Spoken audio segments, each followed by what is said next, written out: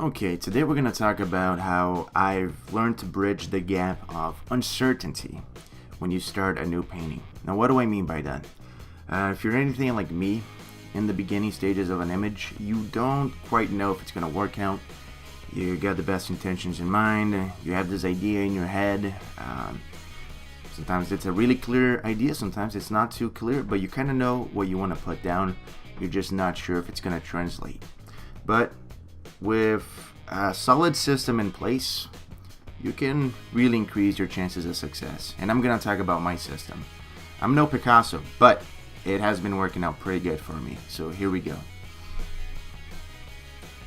One thing I'll never ever do again is start a painting without a sketch. Simply because whenever I try to do a painting just by blocking in color and values and hues, I'm juggling so many things at once. I gotta make sure my composition is good, I gotta make sure my gesture is good, I'm trying to make sure the forms and volumes make sense in perspective, and at the same time I'm juggling contrast, values, hue and saturation. That's way too many things to try to do all at once, and it's a high risk, high reward thing. If you get it right on the first time, congratulations, you saved yourself a lot of time by now doing a drawing, and you're pretty much halfway there. Also, your chances of success are kind of low if you're not a master, kind of like me. I'm no master. So, it's much easier to break it down into pieces. And if you notice in the drawing, the very first thing I try to do, I try to think of the image as a graphic design.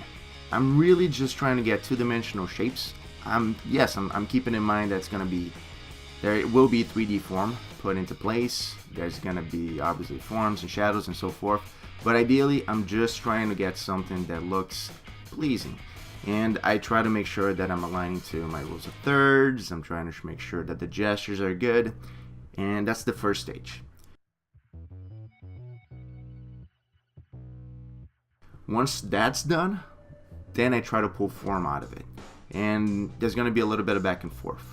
So at this point you can see the characters are being fleshed out. I'm trying to make it seem like they're actually sitting down and lying down. I want to make sure that it looks natural. I'm trying to convey that it's a very relaxed environment and they're just kind of lounging. So that's a lot easier to do without having to think about color, hues, saturations, and light and dark. That's not even on my mind yet. I just want to make sure I have something solid that can stand on its own, and I will not move forward until that's solid. If the drawing is no good, there's no reason to move on to paint and lights and darks because the drawing isn't solid. So just work on that, make sure that is as good as you need it to be, and once that's done, then you can move on to color, as we are doing right now. One of the things you're going to notice is that I zoom way out when I do start adding color, hues, and blacks. Now you're probably thinking, well, why wouldn't you just start the painting in black and whites? I mean, you just had to break it down. Well, the thing is, hue inherently has lights and darks in itself. For example, yellows are the brightest colors on the color wheel, whereas blues and purples are the darkest. So if I just do black and white, that's just something I'm going to have to rework. So it's just easier for me to zoom out to a thumbnail level, and now actually block in the colors until it looks good. Essentially, every painter that I've watched on YouTube and courses and stuff, they say that your image has to work on a thumbnail level. People have to look at it and be able to recognize what it is. So great, just start with the thumbnail. And again, just keep working on it from way zoomed out until it actually works. You do not zoom in at all until you have a solid block-in of your lights, darks, hues, and color shifts and so forth, and whatever. So just work zoomed out for as long as you possibly can, and once it looks good, then you zoom in. That's the second step. Block it all out, and you don't go into fine detail. You don't zoom in until that's done. And by staying zoomed out, you do keep yourself from getting lost in fine detail. And it's just a good way to keep yourself in check. But as you can see at this point, we have zoomed in. We are working on finer details now, and I'm really just, making sure I got some nice ambient occlusions. I'm trying to make sure that the light, works relatively, not hyper realistic, but obviously this is stylized, but I do want it to give a sense of form. And that's the key point here. I'm not trying to be hyper real. I'm just trying to get a feeling. I want people to see the image. I want it to evoke, an emotion. I want them to understand what's going on. But it doesn't need to be this beautiful, refined thing. I actually don't like that. I do like a little grit. I like when it looks a little unfinished because it just gives it more texture. It doesn't make it look synthetic.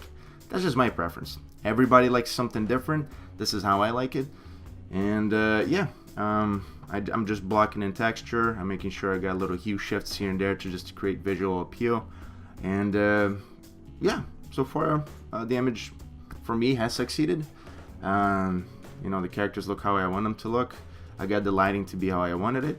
And there wasn't too much reworking, as you saw. So yeah, that's it, guys. Now, obviously, this is just a very broad overview of what I do.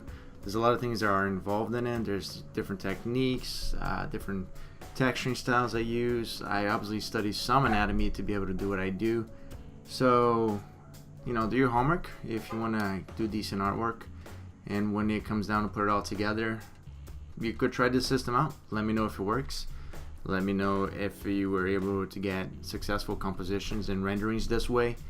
And it hasn't failed me yet. And every time I try to deviate from it, it usually does blow up in my face. So I have to remember what I did wrong. And it's usually something, I wasn't zoomed out. Or, I didn't really do a very decent drawing. So yeah, just do your due diligence. Don't try to cut corners in a detrimental way. Obviously try to be efficient and effective, but don't try to cut corners. And that's it, guys. Thanks for watching.